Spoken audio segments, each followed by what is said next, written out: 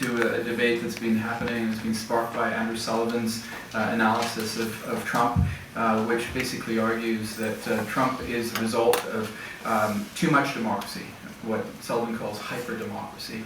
And that has been met with criticisms from a number of quarters. From Jacobin magazine, Christopher Phelps has challenged this view, as has recently Jedediah Purdy in the pages of Dissent.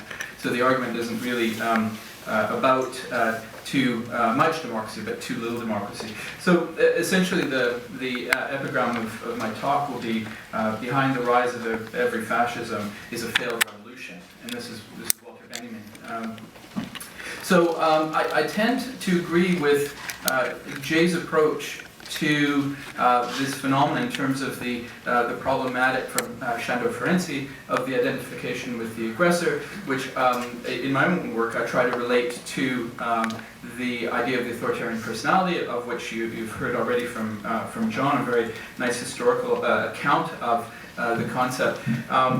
I think that a dialogue there is important because of the need to get from the individual's experience of trauma to the notion of social trauma, and I think that's a challenge. I'm going to try and sketch out how we might do that, and then think a little bit about Trump in particular, the Trump phenomenon. So one way of thinking about this relation between the individual and the social in terms of trauma is to return to the work of Erich Fromm on the authoritarian, or what he calls sadomasochistic personality type.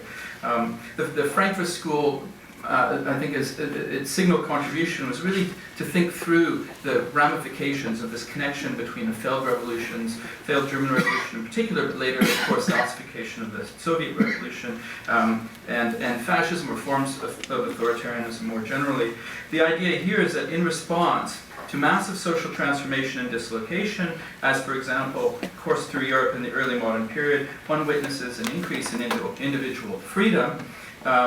But such a liberation was not an unmixed blessing, insofar as it led to a sense of meaningless, insofar as traditional forms of authority become no longer available to the individual for orientation, what Fromm calls secondary bonds to replace the primary bonds of familial intimacy and love. And this also leads to the individual's sense of loneliness and dispossession. I think this is also the meaning of idiocy, right? As you point out, when Marx talks about the idiocy of rural life, he's not talking necessarily about the stupidity of rural life, but rather its social isolation.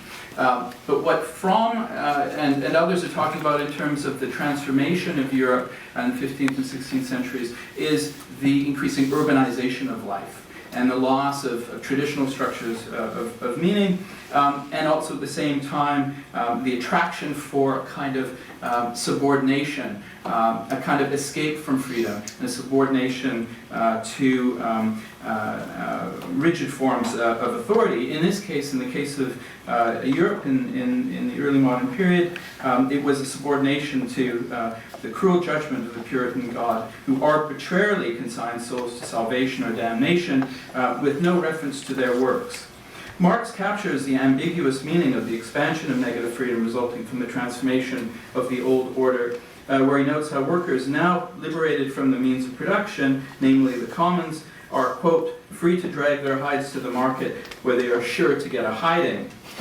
At the risk of historical generalization, one could see the English working class is characterized by, on the one hand, a series of struggles, for example, to shorten the working day, as Marx shows in Capital, but on the other, to shorten the working day for greater political and economic rights, in a word, for greater participation in social life on the one hand, but then on the other, in terms of in the period of the late 19th century, a deferential subordination to the bourgeois order in return for a stake in the, quote, white man's burden, the colonial project.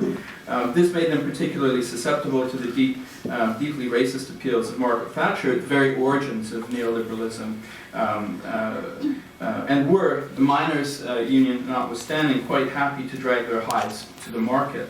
The fusion of deference to the powerful and the enjoyment of power over others is the essential core of the authoritarian personality structure.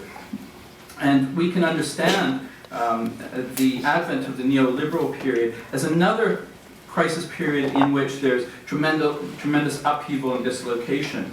This has been understood as a redoubled form of primitive accumulation and the upward redistribution of wealth, as a result of which individuals are made ever more responsible for their own fate. Everybody becomes their own entrepreneur, but stripped of the capacity to do so and ever more in debt. Literally, social insecurity attends the dismantling of the social security framework of the welfare state. In other words, the conditions of dislocation and isolation are conditions ripe for authoritarianism. Let's recall how important the phenomena of isolation and loneliness come to be in Arendt's account of the origins of totalitarianism. It's in this context in which the figure of the agitator plays such a crucial role in allowing the fears and frustrations that arise from conditions of dislocation to find their expression. According to an important book by Lewenthal and Butcherman called The Prophets of Deceit, published in 1949, the agitator can be compared with the revolutionary and the reformist. All three figures, in contrast with the apologists of the establishment, draw attention to social discontent, Freud's Unbehagen, discontentment. Yet while the revolutionists and reformists seek to provide an objective account of the cause of such fears and frustrations, the agitator suggests that the cause of these can be attributed to social groups, which in the process were constituted as the enemy. The agitator then tacitly endorses attacks precisely on these groups. Moreover, the agitator doesn't want his followers to think too much. I love the uneducated Trump players. In the post-war period, these enemies were communists, bankers, and Jews. The former two, however, were identified at the end of the day with the latter. Today, of course, there's been an ambivalent shift in the image of the enemy, and I'll return to this. So how can we understand Trump in these terms? First, we can say that Hillary Rodham Clinton is clearly the establishment candidate who, rather than acknowledging the problems of politics as usual, has taken on the task of minimizing the sense of grievance amongst the vast majority of Americans and reducing their expectations. Against this, Trump positions himself very much as the agitator outside of the political establishment who is now giving vent to the frustrations and fears of his followers. And as he said chillingly yesterday, and John referred to this already, he wants to transform the GOP into a workers' party. Interestingly, he claims outsider status on the basis of knowing his establishment from the inside. He knows all of the presidential candidates. He knows all of the bankers. And he knows that they're corrupt.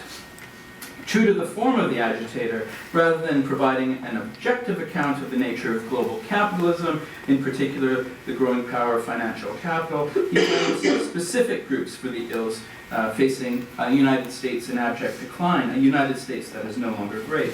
He blames the Chinese, the Iranians, the Mexicans, and the undocumented. And in the process, he authorizes hatred and possibly violence against these and other groups, for example, African Americans in his rallies. Indeed, his speech on foreign policy in late April consisted of a critique of Obama's foreign policy for either not defining its objectives in terms of an opposition between friend and foe, or of getting the opposition exactly wrong, i.e. taking Israel for a foe and Iran for a friend. But the most important move that Trump makes in this speech is to define the enemy as the Muslim fundamentalist, reprising Huntington's Clash of Civilizations thesis. This is the moment at which foreign and domestic policy, the over there and the over here, meet, and this is what enables Trump to galvanize his base. It is here that Trump is able to project the swagger of strength, one that sees waterboarding as too mild and suggests the possibility now of targeting not just the terrorists, but also their families for extrajudicial death, also known as murder. The the followers' masochistic subordination to Trump is accompanied by the authorization of sadistic violence against the other, portended, for example, in Trump's mockery of the disabled reporter, whose name escapes me right now, and even more worryingly, a threat of violence at the National Republican Convention. I guess that's a moot point now. But there was a suggestion that if it was a contested